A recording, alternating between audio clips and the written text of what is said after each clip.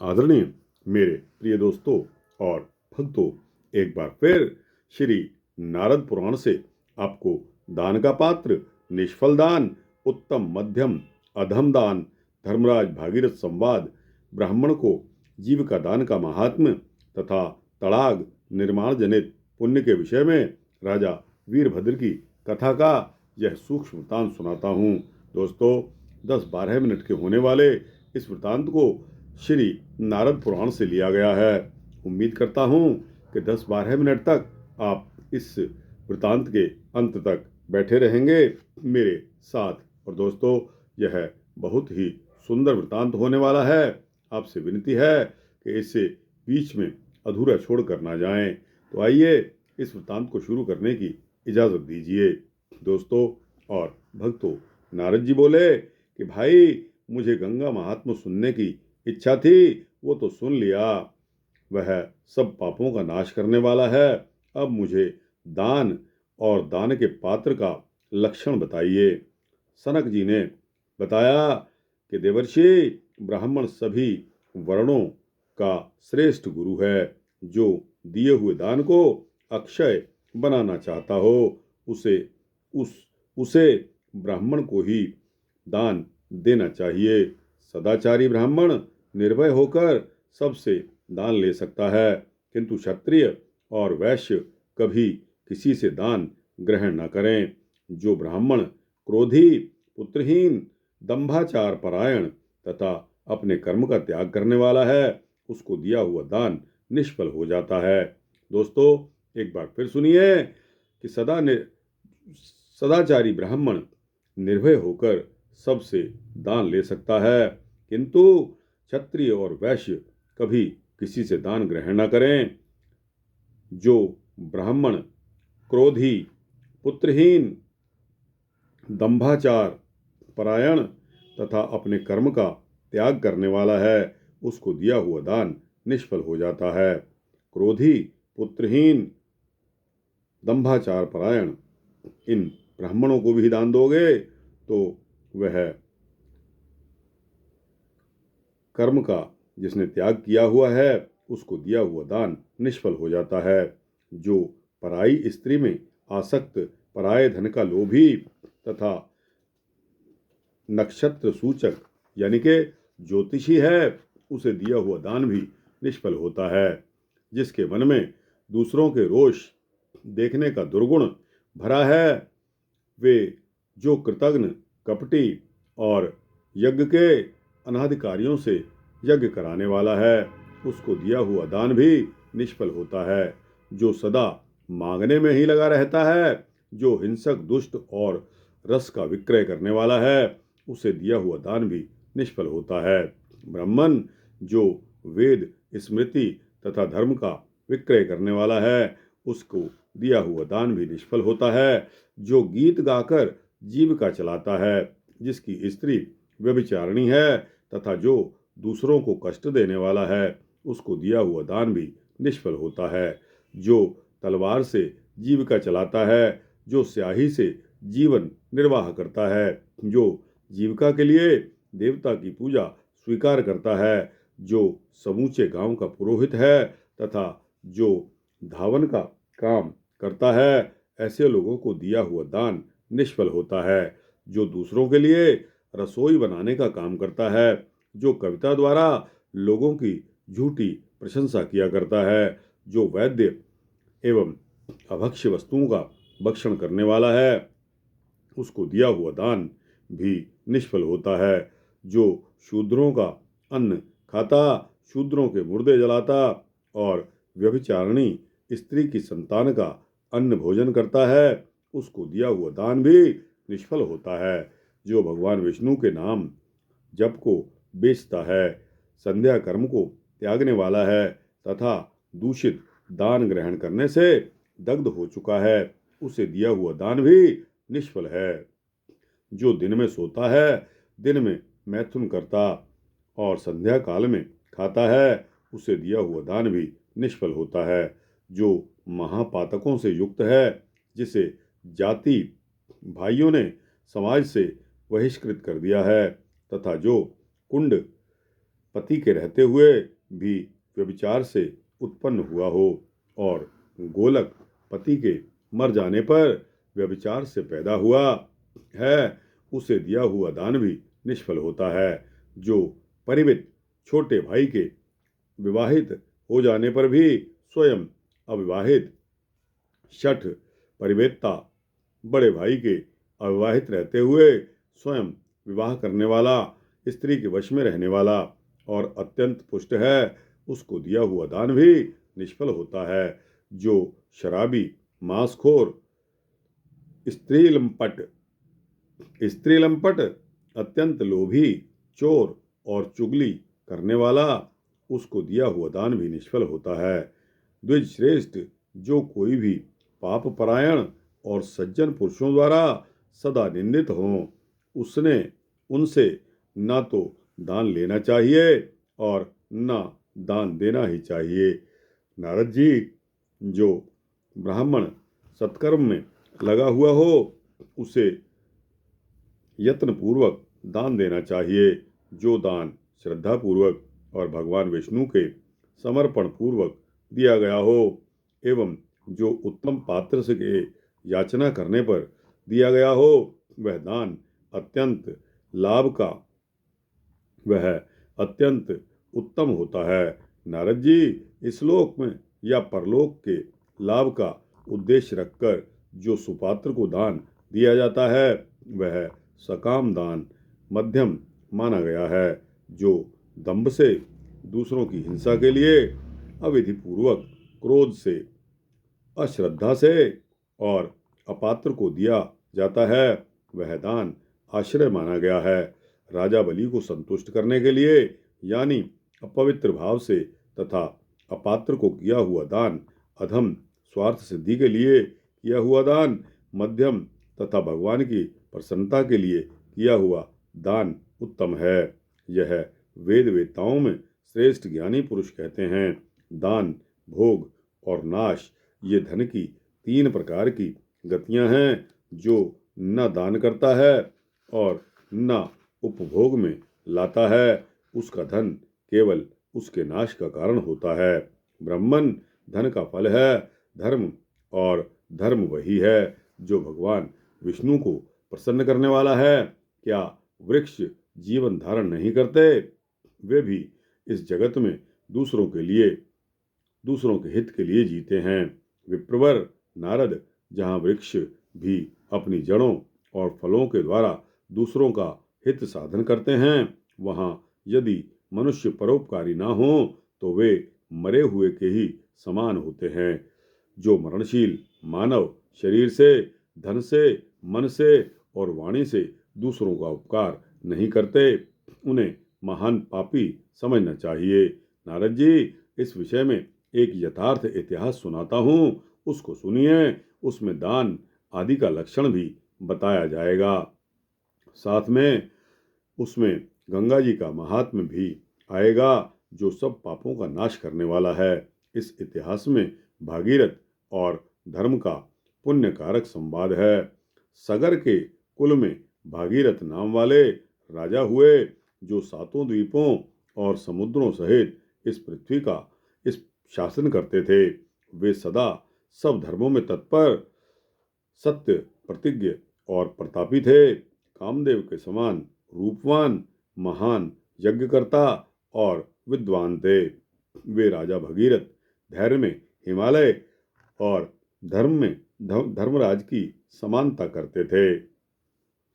कामदेव के समान रूपवान, महान यज्ञकर्ता और विद्वान थे। राजा भगीरथ धैर्य में हिमालय और धर्म में धर्मराज की समानता करते थे। कौन?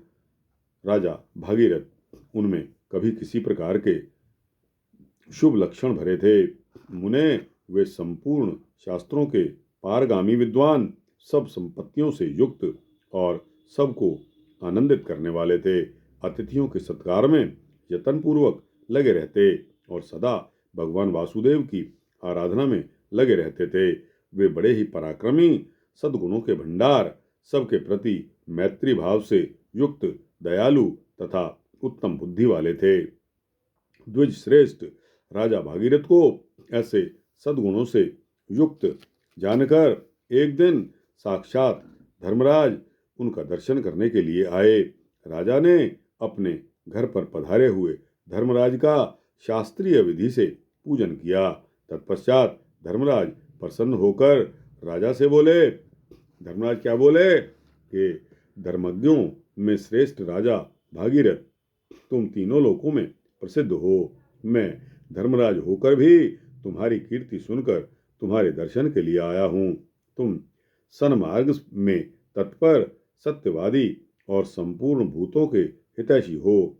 तुम्हारे उत्तम गुणों के कारण देवता भी तुम्हारा दर्शन करना चाहते हैं। भूपाल, जहाँ कीर्ति, नीति और संपत्ति है, वहाँ निश्चय ही उत्तम गुण, साधु पुरुष तथा देवता निवास करते हैं। राजन, महाभाग, समस्त प्राणियों के हित में लगे रहना चाहिए। समस्त प्राणियों के हित में लगे रहना आदि तुम्हारा चरित्र बहुत सुंदर है। वह मेरे जैसे लोगों के लिए भी दुर्लभ है। ऐसा कहने वाले धर्मराज को प्रणाम करके राजा भागीरथ प्रसन्न एवं विनीत भाव से मधुर वाणी में बोले। राजा भागीरथ क्या बोले? राजा भागीरथ बोले कि भगवान, आप सब धर्मों के ज्ञाता हैं। परमेश्वर, आप समदर्शी भी हैं। मैं जो कुछ पूछता हूँ उसे मुझ पर बड़ी भारी कृपा करके बताइए। धर्म कितने प्रकार के कहे गए हैं? धर्मात्मा पुरुष के कौन से लोक हैं? यमलोक में कितनी यातनाएं बताई गई हैं और वे किन्हें प्राप्त होती हैं? महाभाग, कैसे लोग आपके द्वारा सम्मानित होते हैं और कौन लोग किस प्रकार आपके द्वारा दंडनीय हैं? यह सब विस्तार पूर्वक बताने की कृपा करें। दोस्तों, इतना रिलेवेंट सवाल है, इतना अच्छा सवाल है कि हम सभी इसी उधेड़बुन में लगे रहते हैं कि कौन से कर्मों में क्या दंड मिलता है। धर्मराज के मुख से इस पूरे वृत्तांत में सुनिए। धर्मराज बताते हैं कि महाबुद्धे, बहुत अच्छा, तुम्हारी बुद्धि निर्मल तथा ओजस्विनी है। मैं धर्म और अधर्म का यथार्थ वर्णन करता हूँ, तुम भक्ति पूर्वक सुनो। धर्म अनेक प्रकार के बताए गए हैं जो पुण्यलोक प्रदान करने वाले हैं। इसी प्रकार अधर्म जनित यातनाएं भी असंख्य बताई गई हैं जिनका दर्शन भी भयंकर है। अतः मैं संक्षेप में धर्म और अधर्म का दिग्दर्शन कराऊंगा। ब्राह्मणों को जीविका देना अत्यंत पुण्यमयी कहा गया है। इस प्रकार आध्यात्म तत्व के ज्ञाता पुरुष को दिया हुआ दान अक्षय होता है। ब्राह्मण संपूर्ण देवताओं का स्वरूप बताया गया है। उसको जीविका देने वाले मनुष्य के पुण्य का वर्णन करने में कौन समर्थ है? जो नित्य सदाचारी ब्राह्मण का हित करता है, उसने संपूर्ण यज्ञों का अनुष्ठान कर लिया। वह सब तीर्थों में नहा चुका और उसने सब तपस्या पूरी कर ली। जो ब्राह्मण को जीविका देने के लिए दो कहकर दूसरे को प्रेरित करता है, वह भी उसके दान का फल प्राप्त कर लेता है। जो स्वयं या दूसरे के द्वारा तालाब बनवाता है, उसके पुण्य की संख्या बताना असंभव है। राजन, यदि एक ही राही भी पोखरे का जल पी ले तो उसके बनाने वाले पुरुष के सब पाप नष्ट हो जाते हैं। जो मनुष्य एक दिन भी भूमि पर जल का संग्रह एवं संरक्षण कर लेता है, वह सब पापों से छूटकर 100 वर्षों तक स्वर्गलोक में निवास करता है। जो मानव अपनी शक्ति भर तालाब खुदवाने में सहायता करता है, जो उससे संतुष्ट होकर उसको प्रेरणा देता है, वह भी पोखरे बनाने का पुण्य फल पा लेता है। जो सरसों के बराबर मिट्टी भी तालाब से निकालकर बाहर फेंकता है, वह अनेकों पापों से मुक्त होकर 100 वर्षों तक स्वर्ग में निवास करता है। नृप श्रेष्ठ, जिस पर देवता या गुरुजन संतुष्ट होते हैं, वह पोखरा खुदाने के पुण्य का भागी होता है। यह सनातन श्रुति है। नृप श्रेष्ठ, इस विषय में मैं तुम्हें एक इतिहास बतलाता हूँ जिसे सुनकर मनुष्य सब पापों से छुटकारा पा जाता है। इसमें संशय नहीं है। गौड़ देश में अत्यंत विख्यात वीरभद्र नाम के एक राजा हुए। वे बड़े प्रतापी, विद्वान और सदैव ब्राह्मणों की पूजा करने वाले थे। वेद और शास्त्रों की आज्ञा के अनुसार कुलोचित सदाचार का वे सदा पालन करते और मित्रों के अभ्युदय में योग देते थे। उनकी परम सौभाग्यवती रानी का नाम चंपक मंजरी था। उनके मुख्य मंत्रीगण कर्तव्य और अकर्तव्य के विचार में कुशल थे। वे सदा धर्मशास्त्रों द्वारा धर्म का निर्णय किया करते थे। जो प्रायश्चित, चिकित्सा, ज्योतिष तथा धर्म का निर्णय बिना शास्त्र के करता है, उसे ब्राह्मण घाती बताया गया है। मन ही मन ऐसा सोचकर राजा सदा अपने आचार्यों से मनु आदि के बताए हुए धर्मों का विधि पूर्वक श्रवण किया करते थे। उनके राज्य में छोटे से छोटा मनुष्य भी अन्याय का आचरण नहीं करता था। उस राजा का धर्मपूर्वक पालित होने वाला देश स्वर्ग की समता धारण कर लेता था। वह शुभ कारक उत्तम राज्य का आदर्श था। एक दिन राजा वीरभद्र मंत्री आदि के साथ शिकार खेलने के लिए बहुत बड़े वन में गए और दोपहर तक इधर उधर घूमते रहे। वे थक चुके थे। भागीरथ उस समय वहां राजा को एक छोटी सी पोखरी दिखाई दी। वह भी सूखी हुई थी। उसे देखकर मंत्री ने सोचा, पृथ्वी के ऊपर इस शिखर पर यह पोखरी किसने बनाई है? यहाँ कैसे जल सुलभ होगा जिससे ये राजा वीरभद्र अपनी प्यास बुझाकर जीवन धारण करेंगे। नृपश्रेष्ठ तदनंतर मंत्री के मन में उस पोखरी को खोदने का विचार आया। उसने एक हाथ का गड्ढा खोदकर उसमें से जल प्राप्त कर लिया। राजन, उस जल को पीने से राजा और उनके बुद्धि सागर नामक मंत्री को भी तृप्ति हुई। जब धर्म अर्थ के ज्ञाता बुद्धि सागर ने राजा से कहा, राजन, यह पोखरी पहले वर्षा के जल से भरी हुई थी, अब इसके चारों ओर बांध बना दें, ऐसी मेरी सम्मति यानी कि सलाह है। देव निष्पाप राजन, आप इसका अनुमोदन करें और इसके लिए मुझे आज्ञा दें। नृपश्रेष्ठ वीरभद्र अपने मंत्री की यह बात को सुनकर बहुत प्रसन्न हुए और इस काम को करने के लिए तैयार हो गए। उन्होंने अपने मंत्री बुद्धिसागर को इस शुभ कार्य में नियुक्त कर लिया। तब राजा की आज्ञा से अतिशय पुण्यात्मा बुद्धिसागर उस पोखरी को सरोवर बनाने के कार्य में लग गए। उसकी लंबाई और चौड़ाई चारों ओर से 50 धनुष की हो गई। उसके चारों ओर पत्थर के घाट बनाए गए और उसमें अगाध जल राशि संचित की गई। ऐसी पोखरी बनाकर मंत्री ने राजा को समाचार निवेदन किया। तब से सब वनचर जीव और प्यासे पथिक उस पोखरी से उत्तम जल पान करने लगे। फिर आयु की समाप्ति होने पर किसी समय मंत्री बुद्धिसागर की मृत्यु हो गई। राजन, वे मुझ धर्मराज के लोक में गए। उनके लिए मैंने चित्रगुप्त से धर्म पूछा। तब चित्रगुप्त ने उनके पोखरी बनाने का सब कार्य मुझे बताया। साथ ही यह भी कहा कि राजा को धर्म कार्य का स्वयं उपदेश यह भी कहा कि ये राजा को धर्म कार्य का स्वयं उपदेश करते थे, इसलिए इस धर्म विमान पर चढ़ने के अधिकारी हैं। राजन, चित्रगुप्त के ऐसा कहने पर मैंने बुद्धिसागर को धर्म विमान पर चढ़ने की आज्ञा दे दी। भागीरथ, फिर कालांतर में राजा वीरभद्र भी मृत्यु के पश्चात मेरे स्थान पर गए और प्रसन्नता पूर्वक मुझे नमस्कार किया। तब मैंने यहाँ उनके संपूर्ण धर्मों के विषय में भी प्रश्न किया। राजन, मेरे पूछने पर चित्रगुप्त ने राजा के लिए भी पोखरी खुदाने से होने वाले धर्म की बात बताई। तब मैंने राजा को जिस प्रकार भली भांति समझाया, उस बात को सुनो। मैंने कैसे समझाया, क्या कहा।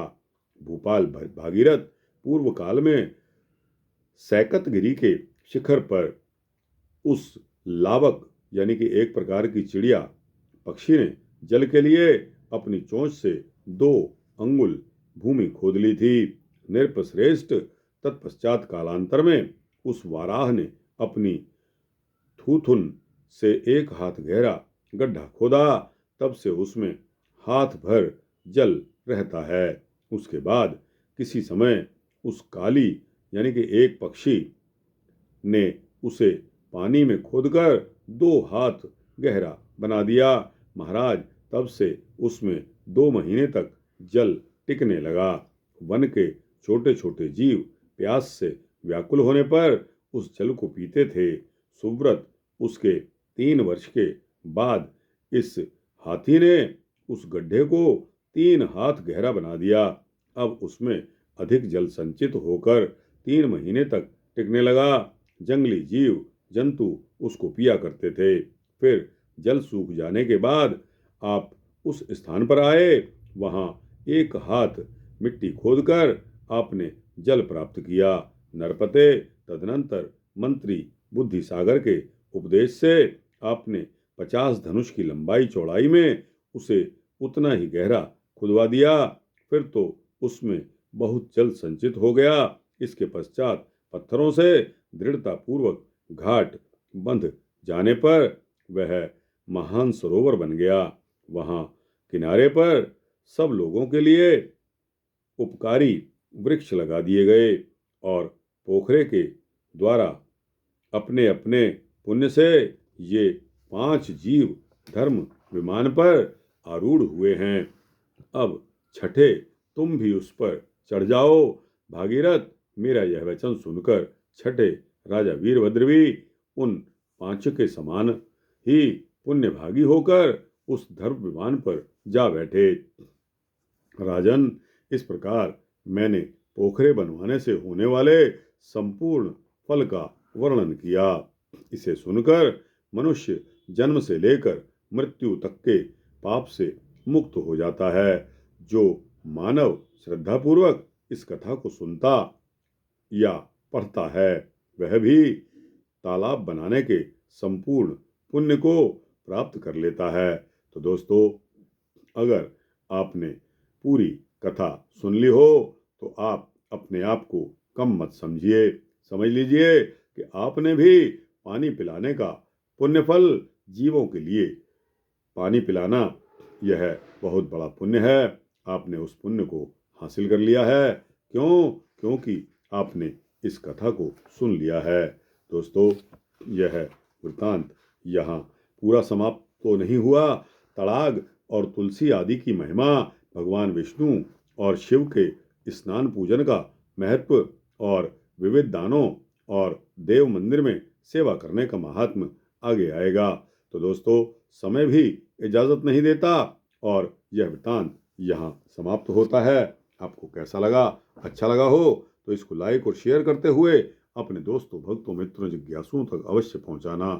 कमेंट सेक्शन में अपनी राय देना और दोस्तों, इस चैनल को सब्सक्राइब कर देंगे तो इसी तरह के सूक्ष्म भक्ति वृत्तांत आपको मिलते रहेंगे। जय धर्मराज की, जय धर्मराज की, जय परमपिता परमात्मा की।